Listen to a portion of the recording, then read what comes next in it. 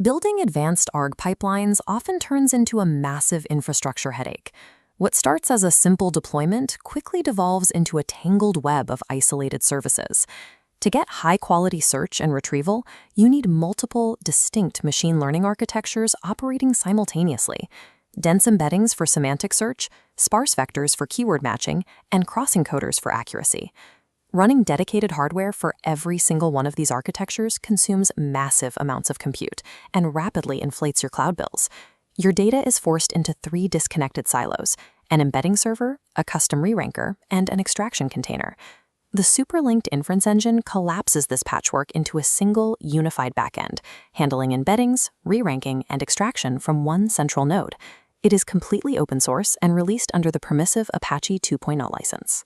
By unifying these tasks, SIE takes multimodal AI infrastructure out of the realm of manual deployment and turns it into a standardized, predictable backend service. Getting this backend running locally takes exactly one terminal command: pip install SIE server, followed by SIE server serve. The server automatically detects your host environment and optimizes for the available hardware, mapping directly to CUDA, Apple Silicon, or a standard CPU. Once the server is running, the developer experience becomes incredibly lean. The entire Python or TypeScript SDK reduces the complexity of a RAG pipeline down to just 3 specific methods. The first method is encode. This function natively supports over 85 pre-configured models for generating dense or multi-vector embeddings without requiring you to manually write the loading logic. Models like Stella v5 or BGE M3 are immediately available, and every single one is quality verified against the massive text embedding benchmark in continuous integration. The second method is score. You pass a query and a list of documents to this function, and it utilizes cross-encoder reranker models to evaluate and accurately sort those documents by their relevance to the prompt. Finally, the third method is extract. This handles named entity recognition, pulling specific entities like people, organizations, or locations directly out of raw text. CE uses zero-shot extraction models. You do not need to provide any custom training data or fine-tuning for the model to recognize the specific labels you request. These 3 functions plug directly into the tools you are already using, featuring native integrations for frameworks like LangChain and Llama Index, alongside major vector databases like Chroma, Qdrant, and Weaviate. By wrapping complex model execution in 3 simple endpoints, developers skip writing thousands of lines of boilerplate and focus entirely on prompt engineering and retrieval logic. If you try to load multiple heavy machine learning models simultaneously on standard hardware, you will quickly hit out-of-memory errors and crash the server. C bypasses this limit using a hot swappable architecture that loads models on demand exactly when an API request calls for them. This animation illustrates the server's VRAM capacity.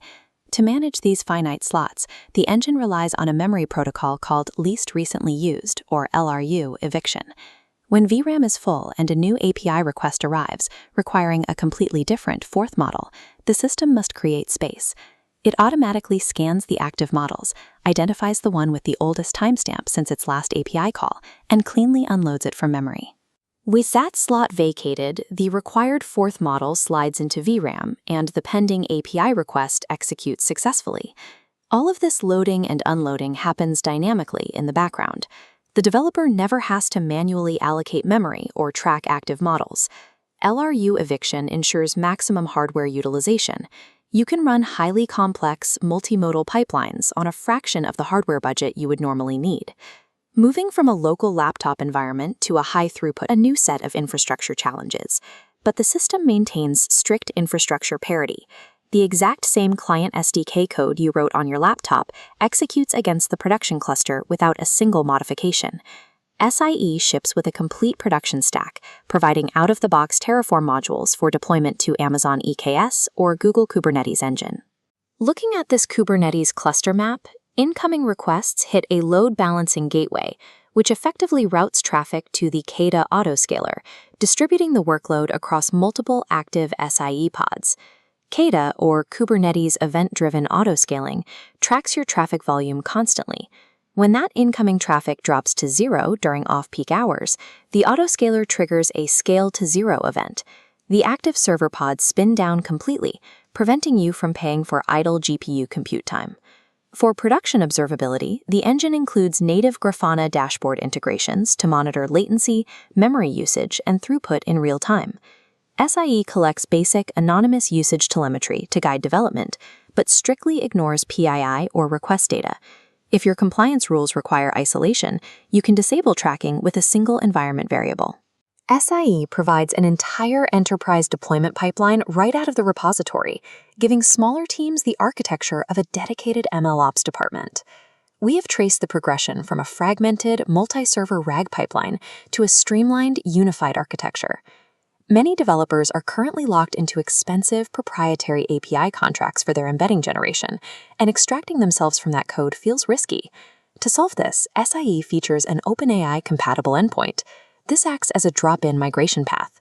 You simply point your existing application URL to the SIE server instead of the proprietary provider, swapping expensive external calls for self-hosted open-source models with minimal code changes.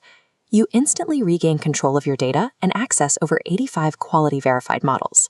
You can explore the exact specifications on the Superlinked GitHub repository, give the project a star, and review the documentation. Stop juggling separate model deployments. Start standardizing your data pipelines with a unified inference engine.